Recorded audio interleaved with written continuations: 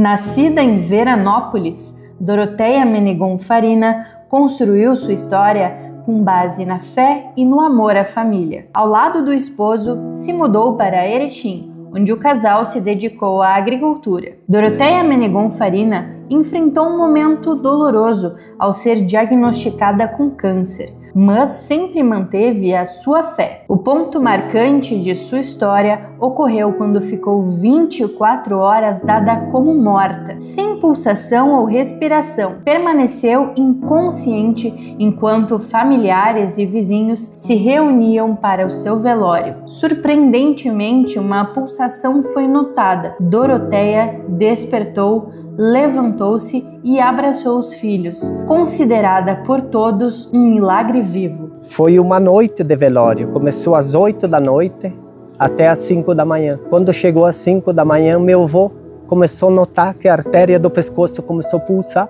Aí outra comadre pegou no pulso, no braço, sentiu a pulsação. Aí a pouco ela começou a respirar, sentou ali na cama. Se abraçou com os filhos e falou: eu vou criar todos vocês. Os primeiros sinais da aparição de Nossa Senhora da Santa Cruz aconteceram em 25 de fevereiro de 1944. Enquanto lavava roupas em um tanque, Doroteia viu passarem diante de si duas faixas luminosas, semelhantes a um relâmpago. Ao mesmo tempo, a água do tanque começou a pipocar, e foi então que ela ouviu uma voz dizer: minha filha, foi a tua grande fé que te curou e salvou da morte. Fé em mim e em meu filho. Penitência, penitência, penitência pelos pecadores. Após esse momento, Doroteia iniciou uma novena, buscando compreender o que havia vivenciado. Durante esse período, ocorreu uma segunda aparição. E como é que foi a primeira aparição? A primeira aparição foi que eu fiquei doente diversos anos de tratamento. Depois que melhorei, fiquei 24 horas, porque até o tijolo foi para o cemitério para me fazer o tubo. E depois melhorei, um minuto para outro melhorei. E depois no segundo dia foi lavar roupa. E parecia que tinha caído o sol, bem perto do tanque, um dia bonito, olhava, o sol estava lá e aquele clarão enorme, depois pareceu uma nuvem bem luminosa.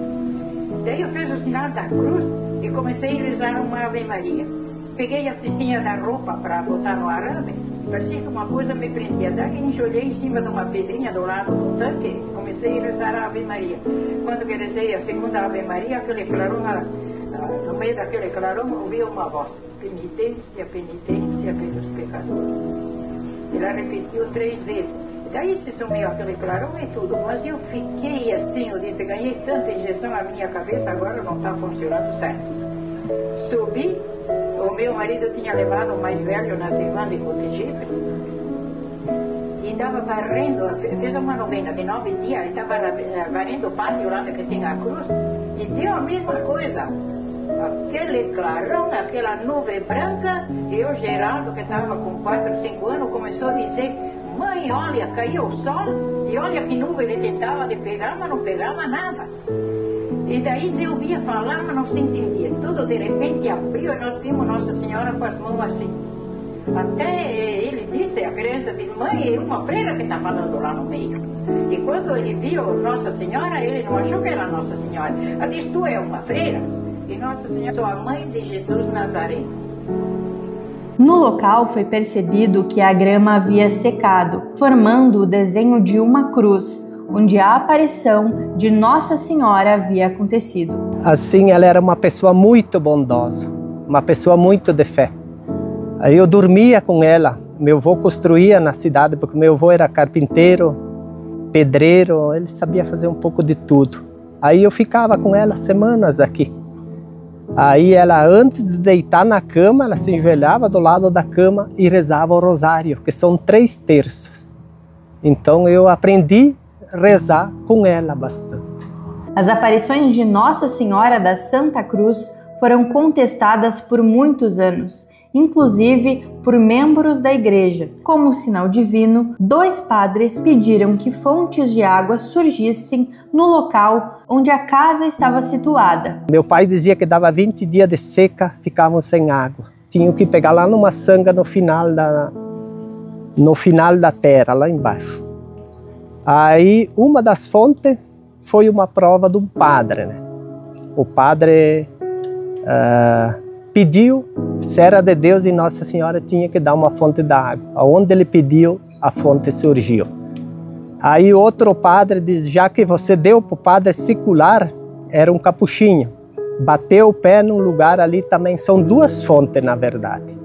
Uma é do padre Gregório Comaceto e a outra é dos capuchinhos. Em suas aparições, Nossa Senhora da Santa Cruz deixou diversos pedidos à comunidade, como uma via sacra e a construção do santuário, que foi finalizado após a morte de Doroteia. Nunca era para comercializar nada, e nada era para pôr preço, nada não era para ter preço e comércio. Assim, ela doou esse terreno para o povo devoto. Hoje foi passado para a Mitra Diocesana para eles fazerem a parte espiritual, que era para ser atendido pela Igreja Católica, Apostólica e Romana. Hoje tem padres toda hora, tem missa todos os finais de semana, tem atendimento espiritual nas quarta-feiras. Assim, a igreja começou a caminhar junto, né, com o mistério. Mas ela dizia que ia chegar esse tempo, que os bispos antigos iam morrer, os padres antigos iam morrer, ia vir bispo com mentalidade nova, padre com mentalidade nova, e iam acreditar. Ela disse, eu não vou ter a graça de ver um padre da diocese rezar uma missa, mas tu logo vai ter. Tu vai ver quantas bênçãos, quantas missas que vai ter. O local segue recebendo visitas de diferentes lugares, que chegam movidos pela fé e pela busca de conforto espiritual. O local, que guarda tantas histórias de devoção, é atualmente cuidado também pela Diocese de Erechim. Eu sou o padre Gladir Giacomel, atualmente sou vigário paroquial aqui da paróquia da Catedral São José, né? E designado pelo bispo diocesano capelão do Santuário Nossa Senhora da Santa Cruz, né? Aqui no Lajeado do Paca. Isso já há 3 anos e meio, né? Que a gente é capelão lá no Santuário Santa Cruz. Mas eu sou padre há mais tempo, né? Eu sou padre há já 37 anos. 37 anos. Trabalhei como promotor vocacional da Diocese de Erechim por 9 anos, formador do Seminário Menor e também da Teologia em Passo Fundo, e depois fui pároco em Gaurama e pároco nas 3 Vendas, na Senhora da Salete. E há 5 anos estou aqui na Catedral. O bispo, devido até um pedido dos padres da Diocese de Erechim, né,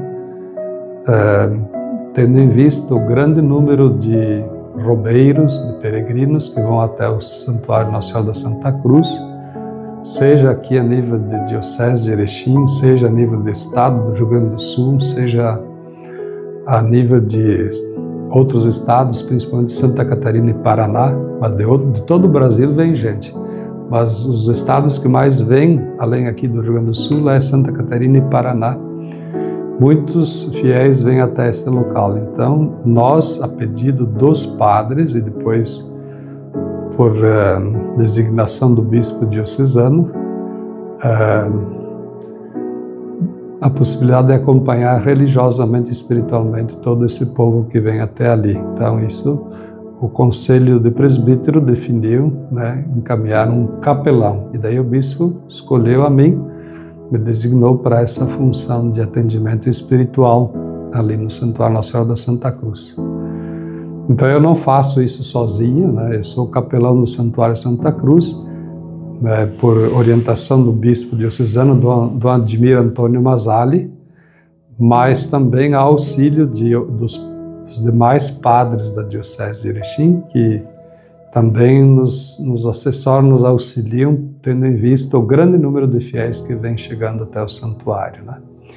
Além disso, tem padres de outras congregações religiosas, principalmente os franciscanos, que ajudam também em algumas missas que são celebradas ali no santuário durante o ano.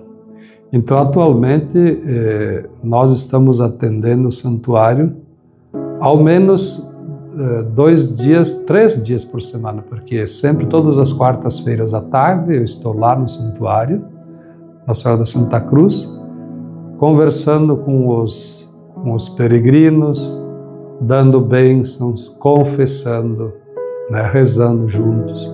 Isso nas quartas-feiras. Quando são grupos, caravanas que vêm, daí aproveitamos fazer uma celebração maior, né, com celebração da palavra e também distribuição da Eucaristia. Na quarta-feira, depois, no sábado e domingo, sempre no primeiro e quarto sábado, eu presido a missa às 14 horas, todos os primeiros e quartos sábados, à tarde, né? E nos domingos, o segundo e terceiro domingo de manhã, 9h15 tem missa, sempre no segundo e terceiro domingo de manhã. E todos os domingos de tarde, no horário das 14h15, 14 horas e 15 minutos, né? Todos os domingos à tarde. Então, por outro lado, a gente vai vendo a necessidade de aumentar ainda mais essa presença lá, porque todos os dias tem peregrinos, todos os dias. Então, hoje existe uma comissão lá de leigos que estão cuidando dessa parte mais estrutural, né? A parte do espaço, cuidando da casa, do material, dos banheiros, acolhendo os peregrinos, mas esse número de leigos, essa comissão de leigos, ela está muito reduzida. Algumas pessoas de mais idade já, então está se vendo a necessidade de reestruturar isto de uma forma mais dinâmica, onde possamos assim envolver mais pessoas para ajudar. Uma coisa importante que aconteceu no ano passado, por exemplo, a partir de um documento que o Dicastério da Doutrina da Fé promulgou, né? Então, o nosso bispo diocesano aqui, ele constituiu uma equipe, ou seja, uma comissão de padres, para poder, assim, acompanhar mais de perto esse espaço e tal, e dar uma resposta ao Dicastério da Doutrina da Fé. Esse documento se refere às normas para proceder no discernimento de presumidos fenômenos sobrenaturais. Presumidos fenômenos sobrenaturais, alguém pode dizer assim, bom, isso que tem ali, isso que aconteceu ali, já são 81 anos, porque começou lá em 1944. Isso é verdade, não é? Então, nós não estamos dizendo que não seja verdade, e que nem tudo seja verdade, mas precisa todo um estudo, um acompanhamento, um discernimento, para se realmente dizer assim, isso aqui realmente é de Deus. Por outro lado, assim, olhando, vendo tudo aquilo que vem acontecendo ali nesses 81 anos já, dá para dizer assim que realmente é de Deus, porque há muitos frutos espirituais que a gente percebe. Pessoas que são curadas, alcançam graças, conversões, pessoas que de repente tinham abandonado a fé, a igreja, voltam para aí, participam da missa, rezam, têm fé e assim por diante, né? Então, o bispo está muito preocupado com isso e está muito sempre nos acompanhando para que, de fato, possamos ser essa presença espiritual, mas também essa presença de discernimento que ajude a perceber, bom, isso aqui realmente precisa de um acompanhamento e depois, futuramente, haverá uma palavra mais oficial com relação a isso, né? Por isso que diz o documento, diz normas para proceder no discernimento de presumidos fenômenos sobrenaturais. Então, essa comissão de investigação que o bispo constituiu, ela é muito importante, é primordial. Inclusive, isso dá autoridade não só para a igreja, mas também para os peregrinos que vão aí, para dizer assim, não é uma coisa qualquer, né? A igreja está acompanhando, a igreja está presente, e a igreja também vai dando as orientações, as dicas para o discernimento, como é que isso vai se proceder futuramente, né? Existe ali no Santuário Nossa Senhora da Santa Cruz uma área de terra, né? inclusive por vontade da própria vidente, ela dizia assim, que isso aqui a igreja possa acompanhar e administrar. Então foi feito, a própria família fez uma doação do espaço ali, onde tem a cruz hoje, na terra, né? Estampada na terra há 81 anos. Tem a casa, tem as fontes, tem outros sinais ali, um pequeno santuário lá mais no alto, que tudo isso hoje está regularizado em nome da igreja, né? Então, o que a gente diz? É um espaço que é da igreja ali, mas a igreja também respeita a vontade da vidente, que sempre fosse um espaço muito simples, de acolhida aos peregrinos, ao mesmo tempo que fosse um lugar onde não houvesse comércio, né?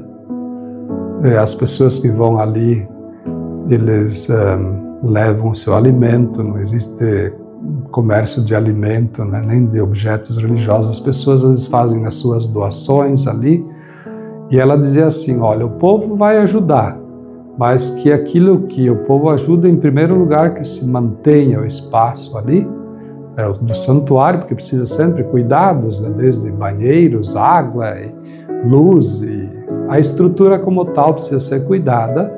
Então, em primeiro lugar isso, se sobrar dinheiro, ajudar os pobres e as vocações. Ela sempre tinha essa orientação religiosa. Então, para a comunidade, para a igreja, pelo número de fiéis que vão chegando até esse lugar, é importantíssimo. E a gente vê isso com muito amor, com muito carinho, com muito respeito, e procura, assim, respeitar e acolher todas as pessoas que vêm ali, dando uma palavra de conforto e orientação, conforme a igreja pede.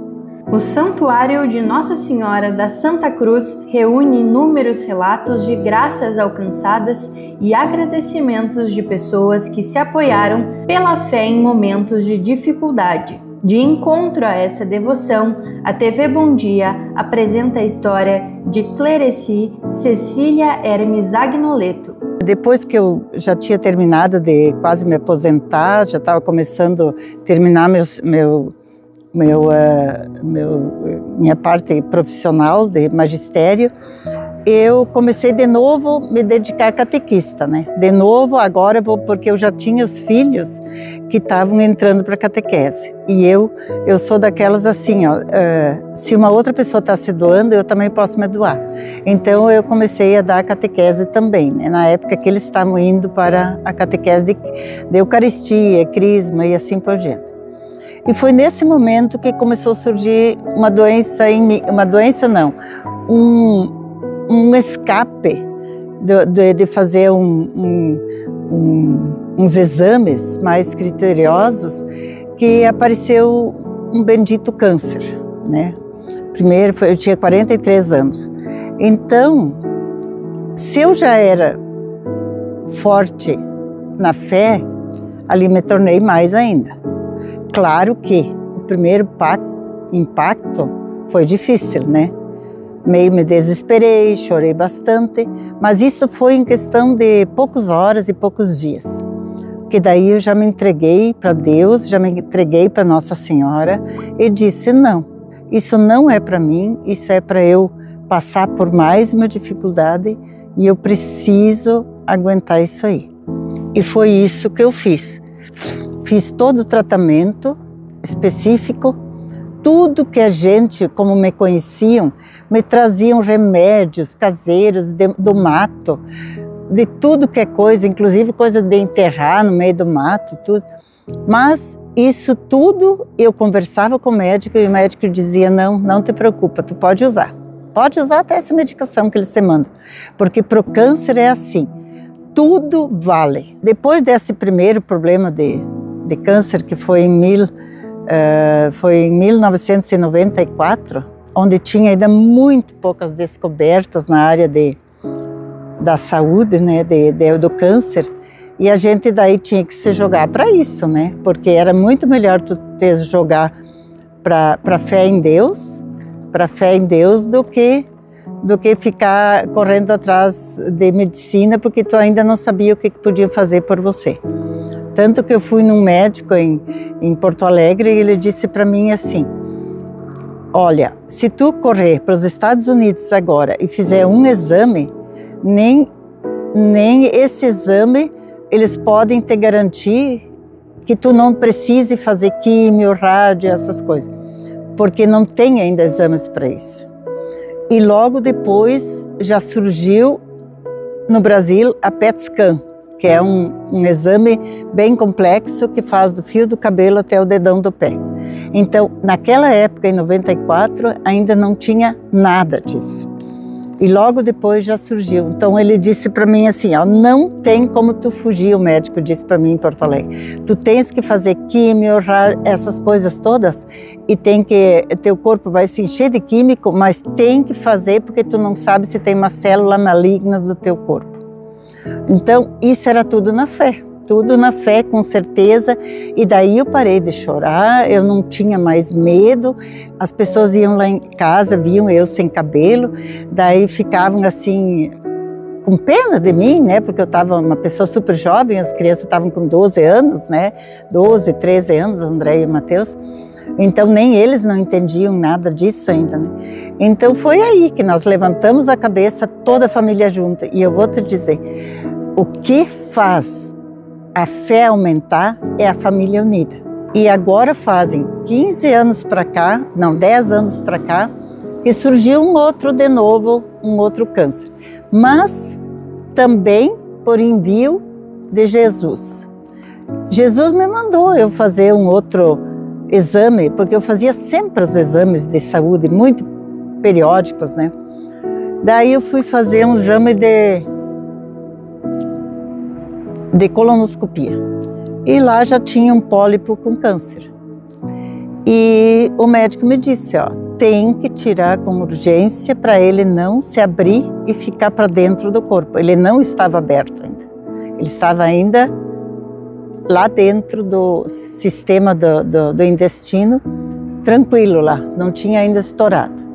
Então eu, novamente, o André já estava em São Paulo, o Matheus em São Paulo, os dois trabalhando e o André terminando a especialização.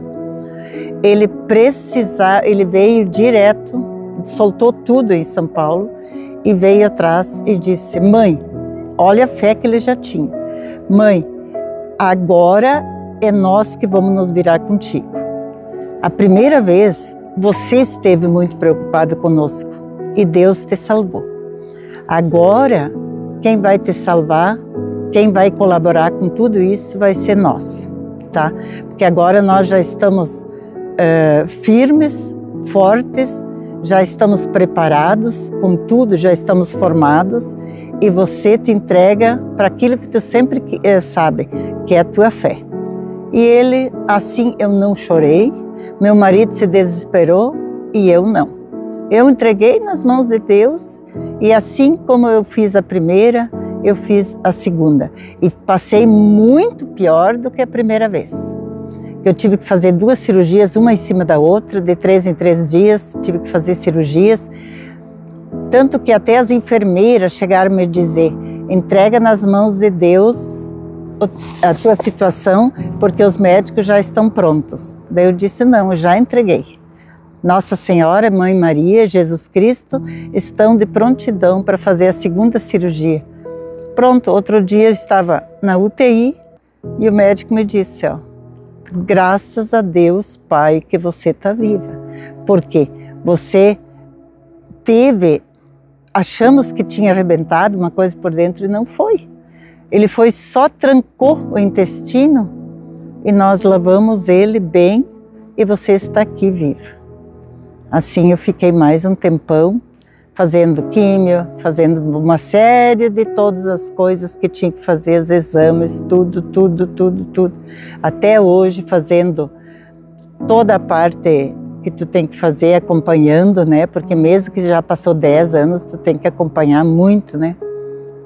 E eu tenho fé. Em situações delicadas de saúde, manter o equilíbrio emocional e fortalecer a relação entre médico e paciente também pode fazer a diferença durante o tratamento. A gente se prepara, né, para uma cirurgia, para o cuidado desse que é mais delicado, né, que é o procedimento cirúrgico, durante muito tempo, né, não só no dia anterior, não só uma semana anterior, a gente prepara, desde que se forma a gente vem se preparando para isso. Então, o ato cirúrgico, né, ele é uma preparação, né, que vem acontecendo com muito tempo.